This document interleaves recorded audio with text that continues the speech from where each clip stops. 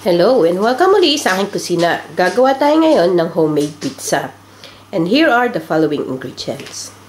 Para sa ating dough, gagamit tayo ng plain flour or all-purpose flour, salt, sugar, yeast, warm water. Dapat ang temperature nito between 100 to 110 degrees Fahrenheit.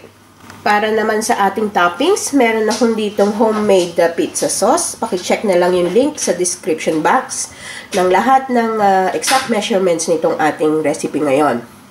So, meron din akong ham, bacon, chicken, salami, and pepperoni. So, itong toppings ng ating pizza, it's entirely up to you kung ano ang gusto nyo. Pwedeng veggies, name it, or just cheese, plain cheese.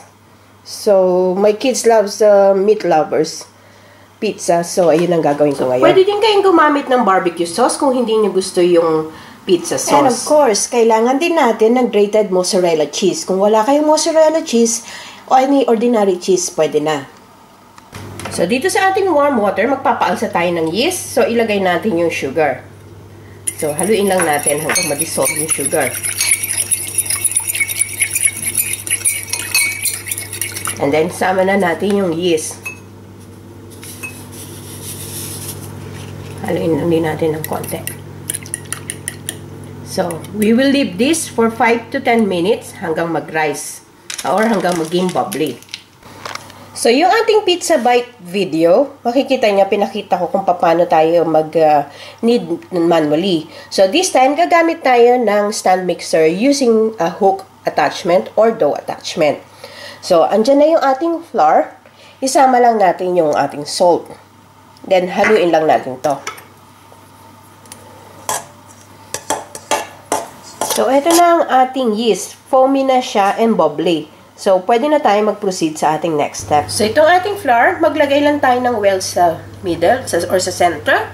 So, buhos lang natin yung ating napaalsang yeast sa middle.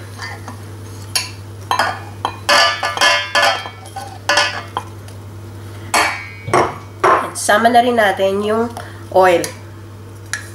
Itong oil, pwedeng olive oil, pwedeng vegetable oil. It's entirely up to you. And then, imimix natin to on a low speed for about 10 minutes. Hanggang mag-form lang ng smooth yung ating dough. So, mag-prepare lang tayo ng dalawang mixing bowl. So, nilagyan ko na to ng oil at brinasyan ko na. So, dito tayo magpapaalsan ng dough. So, ayan. After 10 minutes, makikita nyo, ang ating dough ay smooth na. So, pwede na natin itong tanggalin at i-handle. So, dito sa ating clean worktop, mag-dust lang tayo ng konting flour. And then, kunin natin yung dough. So, i-knead lang natin ng konti. So, ayan. Pwede na to. So, sandaling-sandali lang. Less than about a minute ko lang ninid. So, itong ating dough, hatiin natin sa dalawa. And then, let's form it into a bowl. So, ganun lang papasok. Ilagay natin sa ilalim.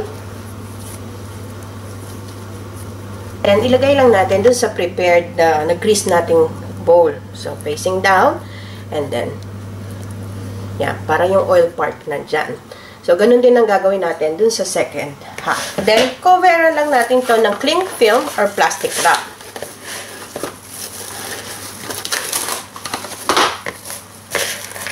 So, make sure na sealed yung ating bowl. Yan. So, pwede din ko yung gumamit ng warm, moist cloth or damp cloth. And then, this one, ililive natin to sa oven na naka-switch off or sa microwave for about an hour or hanggang sa mag-double lang ng size. Then, balikan natin. So, ito na yung napaalsa natin after an hour. So, yan. Ang ganda ng alsa. So, dito sa ating worktop, mag-dust lang tayo ng flour.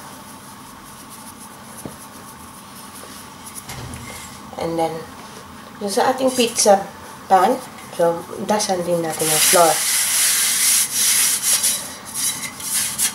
So, at this point, mag-preheat na rin tayo ng oven sa 200 degrees Celsius or 400 degrees Fahrenheit. So, lagay lang natin.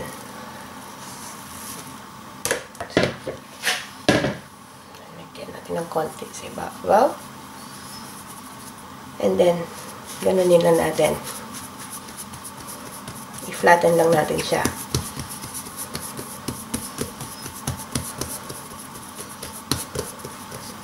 So, once flatten na, yung ating two fingers, i-diin lang natin sa gilid.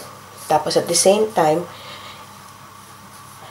iikot naman natin yung kabila para lang magkaroon tayo ng base. So, ikot lang natin hanggang sa parang lumaki siya. So, ganyan. Make sure na well-floured yung ating surface.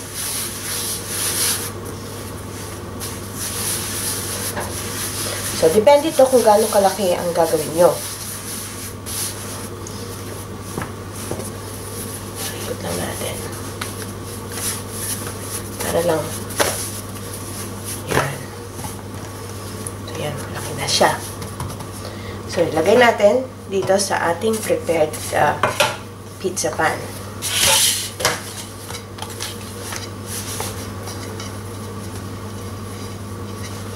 Okay. Mas maganda kung meron kayo nung pizza stone kasi mas malutong ang ating pizza kung doon natin lulutuin. Ayan. Ready na tayong mag-topping. So, yung ating pizza sauce. So, lagay lang natin generously.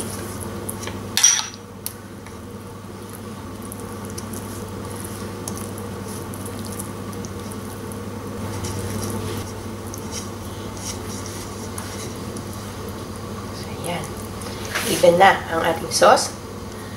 Then, maglalagay na tayo ng toppings of our choice. So, meron ako ditong chicken. So, itong toppings, it's entirely up to you kung anong gusto nyo. You can put generously.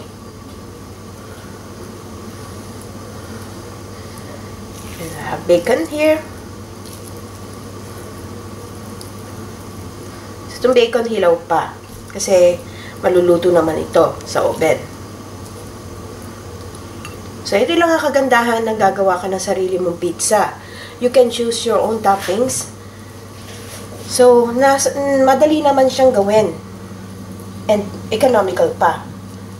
So, ever since na natuto akong gumawa ng pizza, it really saves me money buying this. Because yung kids ko talagang pizza lovers. Patok na patok sa kanila to.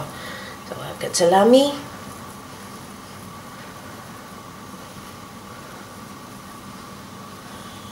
And pepperoni.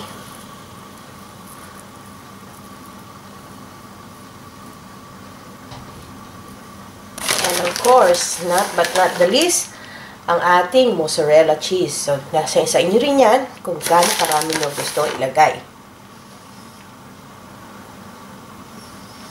So, pwede din kayong gumamit ng ordinary cheese lang. So, yan. This one is ready for baking. Ito naman yung other half. So, ganun din. Gagawin natin. Flatten natin. So, das ko lang sa ibabaw. Using my two fingers. Lalagyan ko lang ng border. Ayan. This one is ready. Salin na natin dito sa ating pizza pan.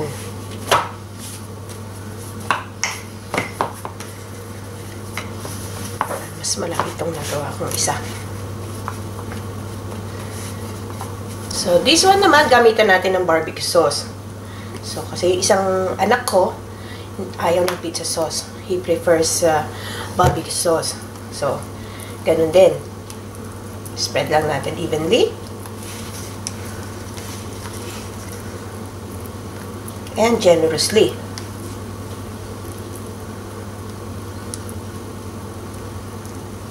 So, again, lagyan lang natin to ng toppings of our choice. So, ayan. Ready na ang ating dalawang pizza for baking.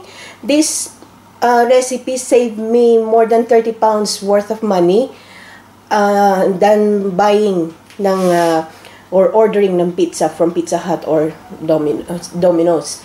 So, we will bake this for 20 minutes on a preheated oven, 200 degrees Celsius and 400 degrees Fahrenheit. So, ayan na. After 20 minutes, ready na ang ating pizza. So, hindi na makapaghintay ang aking mga alaga. Ready to dig in. Ready na. Can't wait. Kahit mainit pa. So, sana magustuhan itong recipe na ito and share it with your friends. Hanggang sa susunod kong video, magkita-kita ulit tayo. Salamat! Bye!